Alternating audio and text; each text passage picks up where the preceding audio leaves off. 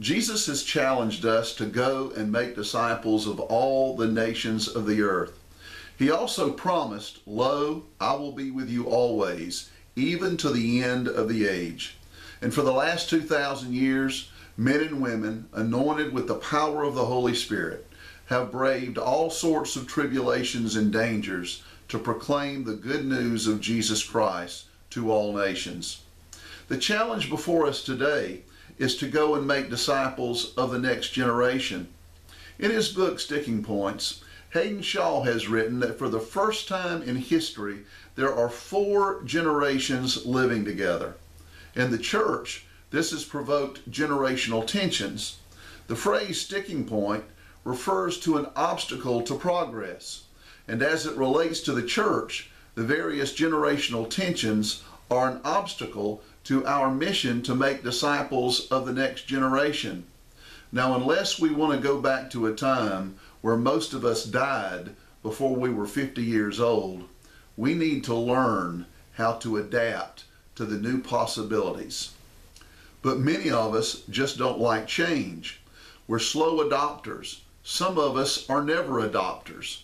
We crave stability and order. But like it or not, the earth is constantly moving and history races on. The pace of change provokes anxiety. But let's remember the words of Jesus. "I will be with you always, even until the end of the age." And on the day of Pentecost, Peter proclaimed, "This promise is for you, your children, and for all who are far away." What Jesus and Peter are trying to say is that the gospel transcends generations. From the day of Pentecost until the end of the age, the Holy Spirit is present with the church, guiding its mission and empowering its witness. You know, each generation sings its own songs. My grandparents enjoyed Frank Sinatra and Eddie Arnold, and my mother danced to the rhythms of Elvis Presley. I still sing the songs of Creedence Clearwater Revival and Three Dog Night. My sons prefer the tunes of Dave Matthews and John Mayer. Each generation has its own culture. My culture can be signified by the Andy Griffith Show and the original Star Trek series. The culture of my sons is that of 24 or The Walking Dead. In fact, a couple of years ago, my son and his wife were visiting us, and I was shocked to learn that she had never watched even one episode of the Andy Griffith Show. When Jesus issued the Great Commission, he knew that the task of the church would transcend many generations. Each generation speaks its own language. The gift of the Holy Spirit ensures that the church will be gifted with diverse tongues so that every nation and every generation may be discipled. In May of 1983, I was visiting my maternal grandparents in Knoxville, Tennessee. My grandmother was suffering from emphysema and couldn't leave her bedroom. I was downstairs watching TV, Motown 25, the 25th anniversary of Motown. I was waiting for Michael Jackson's performance. During the show, my mother came into the room and said, "Son, you should go spend some time with your grandparents."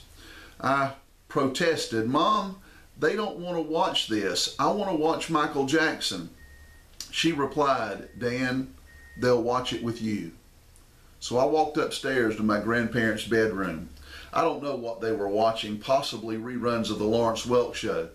But after a few minutes, my granddad said, "Dan, what do you want to watch?"